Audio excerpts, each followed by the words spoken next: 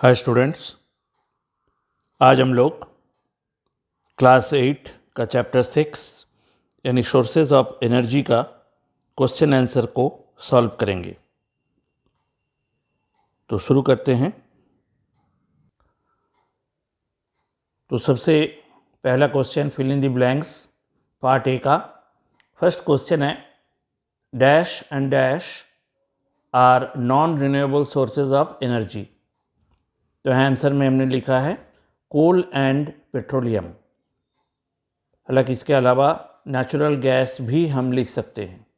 तो coal and petroleum, these are two main non renewable sources of energy. Second is dash is a major renewable natural resource. Answer is wood. Wood is a major renewable natural resource.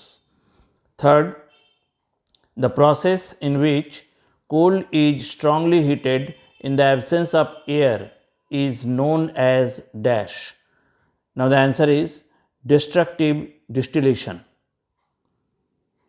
Then fourth, in oil wells, dash is always found above the layer of petroleum. Petroleum layer के ऊपर क्या पाई जाती है? So answer is natural gas. Natural gas is found. Then fifth, dash is a black viscous liquid obtained by destructive distillation of coal. कोल का destructive distillation करने से एक viscous यानी चिपचिपा लिक्विड मिलती है। वो क्या है? That is coal tar. Now next question part B, true and false statements are given. हमें लिखना है कि वेदर दे आर ट्रू और फॉल्स। पहला स्टेटमेंट है, fossil fuels are renewable natural resource. First answer is false. ये renewable नहीं है, ये नॉन रिन्यूएबल है, तो this is false. Second, anthracite has higher carbon content than lignite. Anthracite में कार्बन कंटेंट ज़्यादा है लिग्नाइट की अपेक्षा। This is true. एंथ्रासाइट सबसे बेस्ट क्वालिटी है कोल का। Third, coke can be use to make fuel gas. Coke से fuel gas बना सकते हैं। This is also true. Fourth, natural gas is found below the petroleum layers. Petroleum layer के नीचे natural gas मिलती है। It is false. ये petroleum के ऊपर मिलती है। Fifth, burning of fossil fuel is a major source of pollution. Fossil fuel का बर्न करने से पॉल्यूशन होती है। Answer is true. Then next question is tick the correct option, यानी मल्टीपल चॉइस क्वेश्चंस। हर एक क्वेश्चन के 4 ऑप्शन हैं, उसमें हमें करेक्ट ऑप्शन पे टिक करना है। फर्स्ट क्वेश्चन है, the highest grade of coal is known as. Answer is anthracite. ये कोल का सबसे अच्छी किस्म का कोल मानी जाती है इसे। Second, coke and coal tar are obtained from. Coke और कोल टार किससे मिलती है? आंसर इज कोल। कोल का डिस्ट्रक्टिव डिस्टिलेशन जब हम करते हैं तो हमें ये 2 चीज़ें मिलती हैं। Next, different types of coal generally have the. इसका आंसर होगा सबसे लास्ट वाली option, different content of volatile material as well as different percentage of carbon. Fourth, a product that is not obtained through the refining of petroleum. Petroleum की refining से इनमें से कौन सी सब्सटेंस है जो नहीं मिलती हैं? तो answer is coal gas. Coal gas इसमें पेट्रोलियम से नहीं मिलती है। Then 5, which of the following is a renewable source of energy. इनमें से रिन्यूएबल सोर्स एनर्जी का कौन है? That is tidal. बाकी जितने भी हैं वो सारे non renewable source of energy हैं। अब हम पार्ट डी पर आते हैं। पार्ट डी का पहला क्वेश्चन है, define the term fuel. Fuel किसे कहेंगे? So the answer is fuel is the substance which produce heat on burning. जो सब्सटेंस को हीट करने पर, बर्न करने पर, जलाने पर हमें हीट मिले, उसे हम फ्यूल कहेंगे। Second question, name any two renewable natural sources of energy. दो नेचुरल सोर्सेज का नाम लिखना है। रिन्यूएबल नेचुरल सोर्स में सनलाइट और विंड लिख सकते हैं, और भी दूसरे आंसर भी लिख सकते हैं। Third, define the term carbonisation. Carbonisation किसे कहते हैं? Carbonisation is the process of conversion of dead plant material into coal. Dead plant material से कोल का बनना, इस प्रोसेस को हम कार्बोनाइजेशन कहते हैं।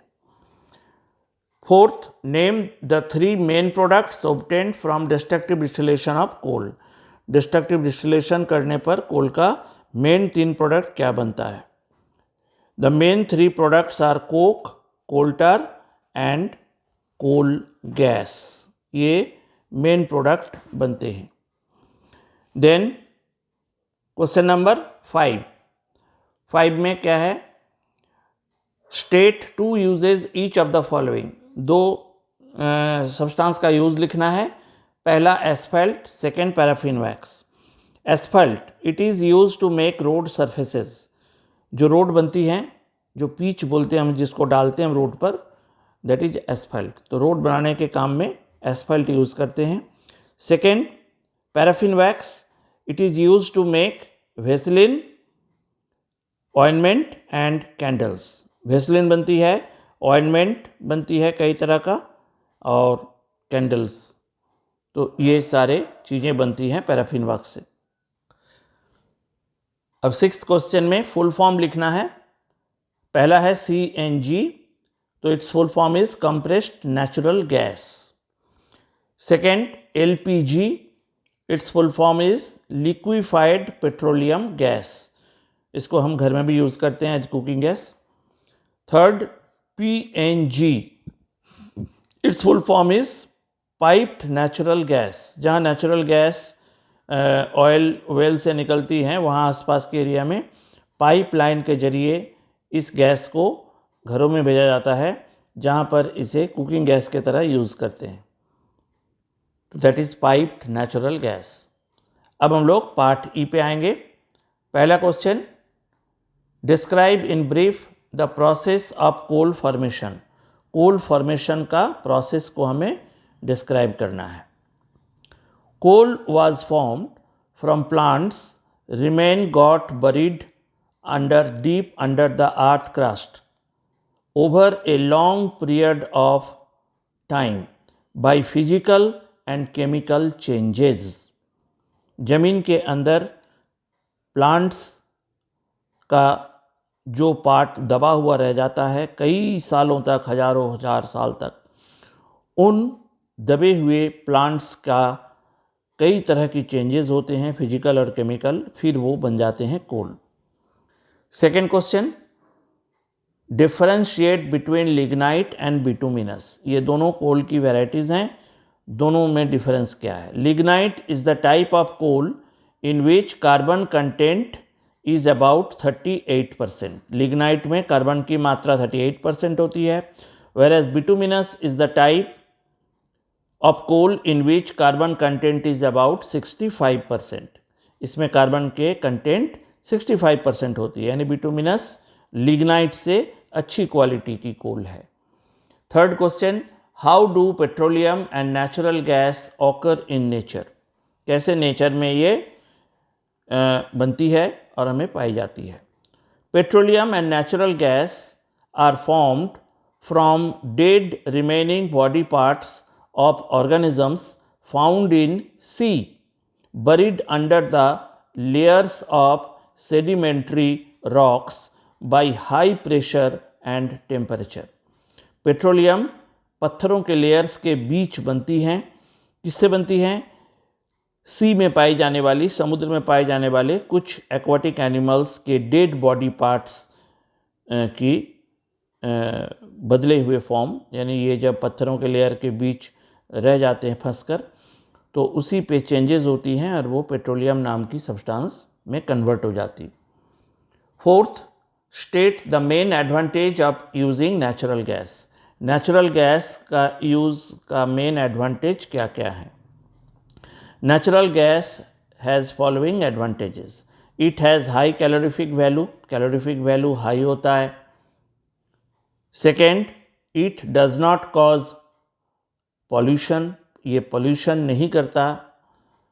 Third, it is used in vehicle as an alternate fuel of petrol and diesel.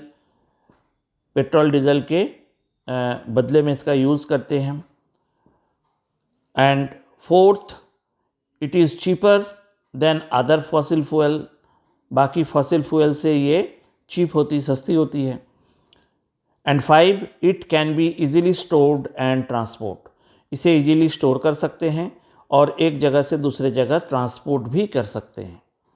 And the last question, keeping in mind their availability in nature, explain the need of using coal and petroleum judiciously. Coal और petroleum को judiciously use करने की ज़रूरत क्यों है? Judicious का मतलब है कि बहुत ही सावधानी से यूज़ करना है और इसकी बर्बादी नहीं करनी है। As we know that coal and petroleum are non renewable sources of energy and it has a limited stock in the nature, so it is not used, so if it is not used judiciously there will be acute energy crisis। Coal petroleum जैसे sources को जिसकी एक limited stock है हमारी अर्थ में, अगर हम judiciously use नहीं करेंगे यानी उसको थोड़ी बचा कर यूज़ नहीं करेंगे तो हमें बहुत ही जल्द एनर्जी की शॉर्टेज महसूस होगी, जिसे हम एनर्जी क्राइसिस कहते हैं। तो with this question we come to the end of this video. The all question answers of this chapter 6 are completed. Now again we will meet with another video next time. Till then, bye.